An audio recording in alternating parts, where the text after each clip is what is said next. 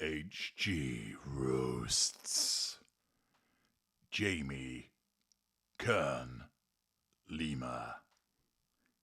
Hello, I'm HG Tudor, and it's been some time since there's been a roasting, and it's high time we returned with some roasts. And who better to start with than a member of this one's wife's coterie, Jamie Three Names. Yes. Buzz Lightyear on helium.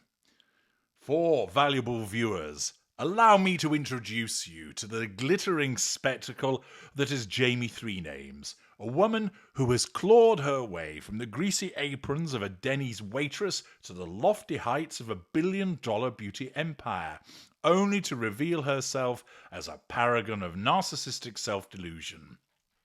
If you've ever wondered what happens when unbridled ambition meets a mirror that whispers sweet nothings of invincibility, look no further.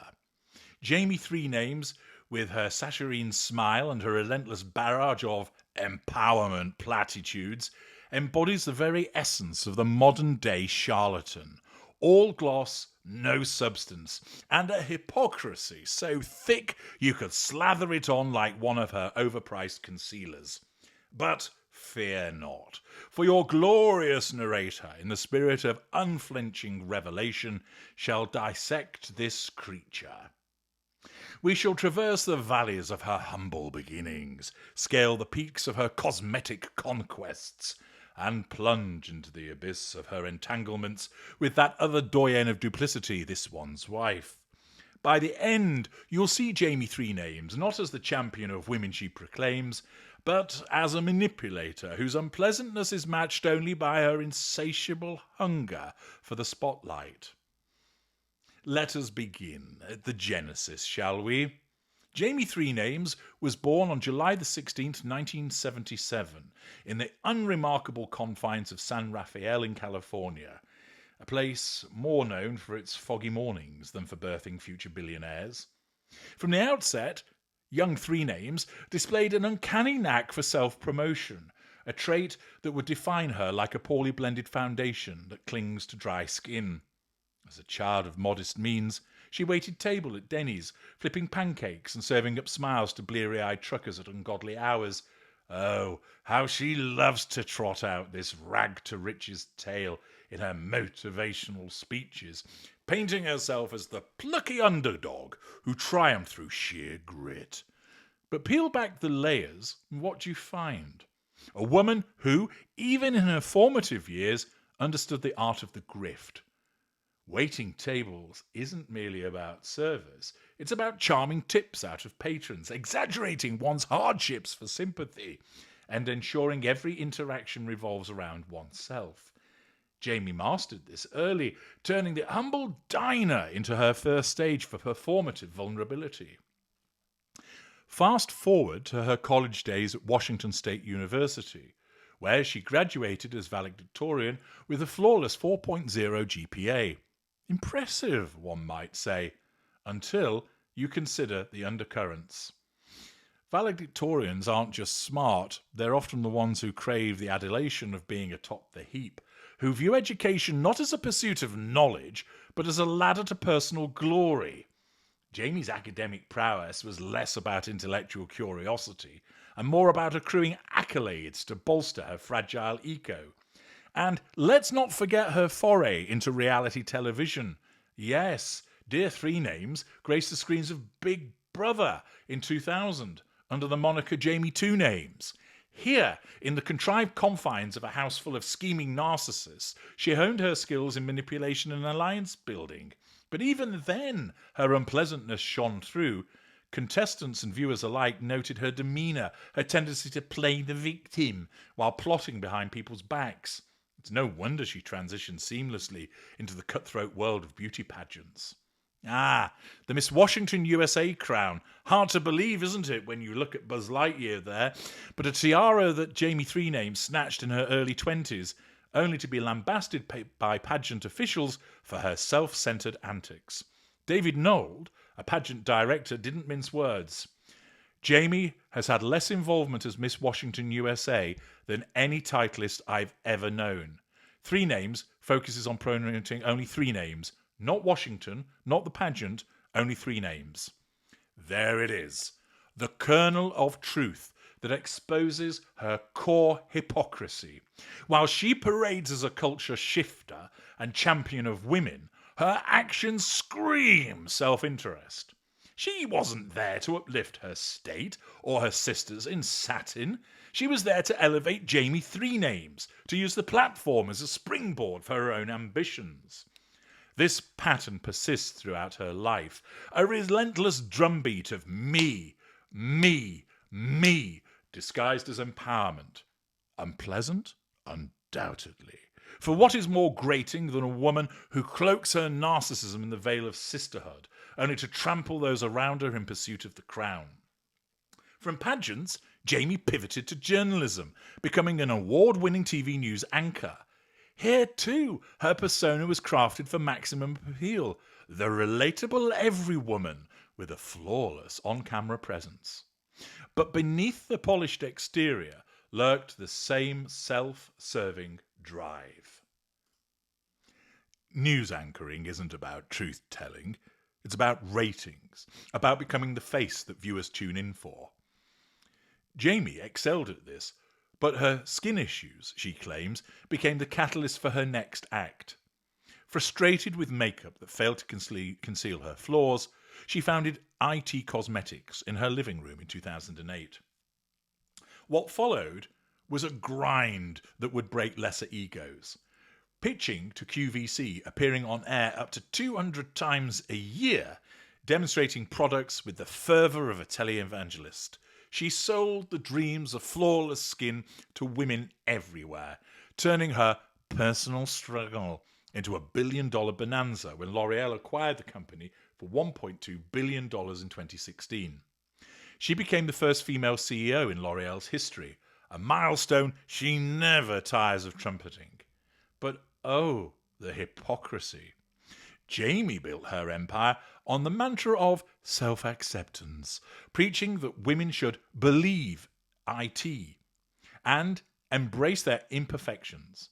Her products were marketed as inclusive, catering to all skin types and tones, a supposed revolution in an industry rife with exclusion. Yet, whispers of duplicity abound. Beauty influencer Jackie Aina once called out the hypocrisy in IT Cosmetics' shade range, accusing the brand of tokenism rather than true inclusivity. Jamie's response? The usual platitudes devoid of genuine accountability. And then there's her weight loss journey. Ah, yes. If in doubt, roll the weight loss out. A gastric sleeve surgery that shaved off pounds, transforming her from the relatable curvy founder to a svelte motivational maven. She promotes body positivity in her books and speeches, urging women to love themselves as they are, yet she surgically altered her own form. Is this empowerment, valuable viewers, or is it the ultimate betrayal? A woman who profits from insecurities while quietly erasing her own, all while lecturing others on authenticity. Unpleasant? Indeed, for it reeks of the narcissist classic ploy, do as I say, not as I do. Her books, Believe It and Worthy, are masterclasses in this deceit. Sold as blueprints for self-worth, they're little more than extended infomercials for brand 3 Names. She recounts her rejections, her triumphs, positioning herself as the ultimate underdog turned overlord. But read between the lines, and you'll see the unpleasant truth.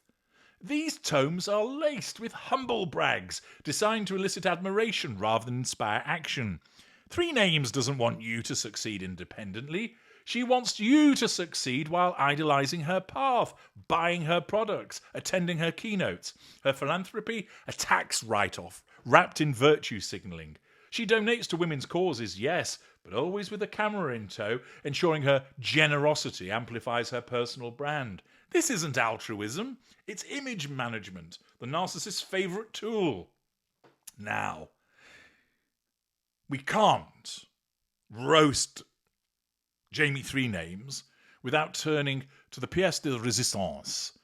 Jamie's dalliance with this one's wife, that other virtuoso of victimhood and veneer. Their paths first crossed on this one's wife's Ill-Fated Archetypes podcast, where Jamie gushed about empowerment and overcoming odds.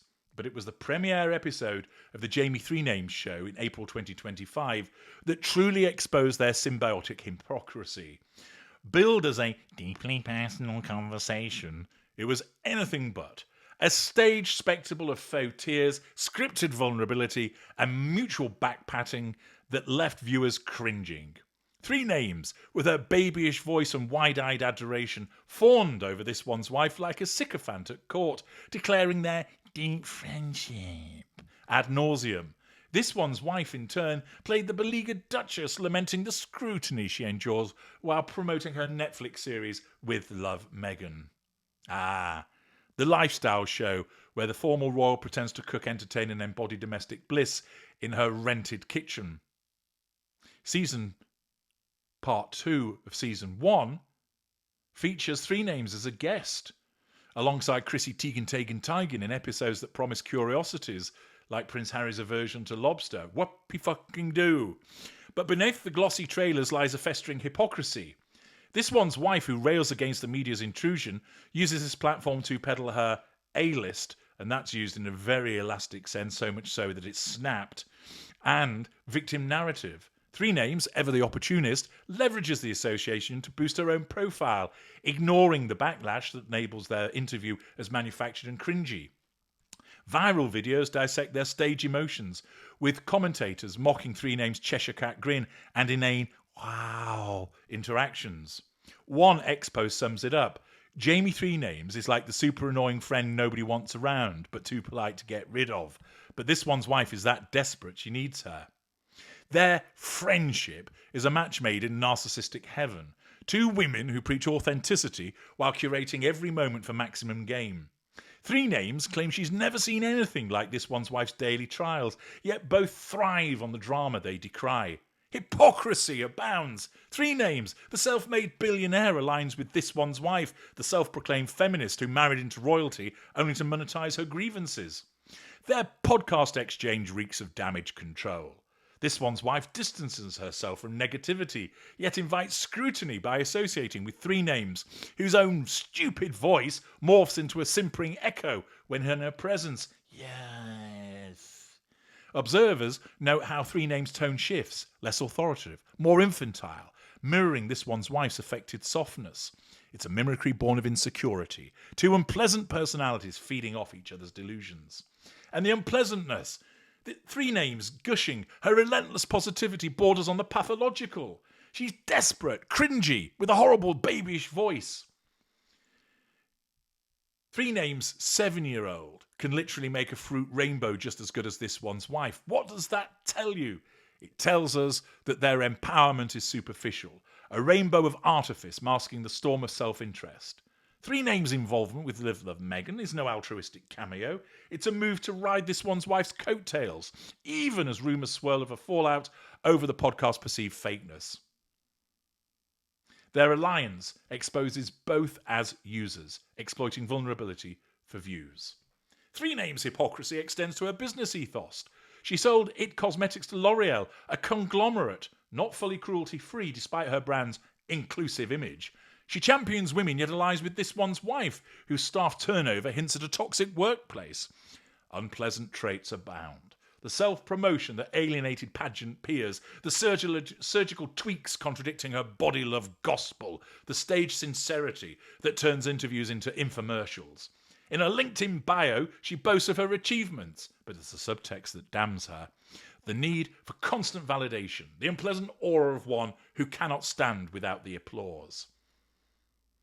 Three Names' life is a cautionary tale. From Dennis to L'Oreal, from Anchor Desk to Podcast Mike, she's built an empire on the backs of women's insecurities, all while preaching self-worth.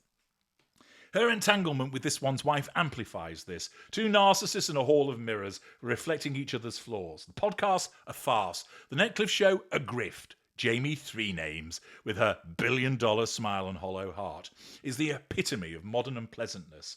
Witty in her deception, entertaining in her downfall. And yet, she persists. Her hypocrisy, her alliances, her very essence, they all point to one truth. In the game of self-delusion, she plays to win, but the house always collects.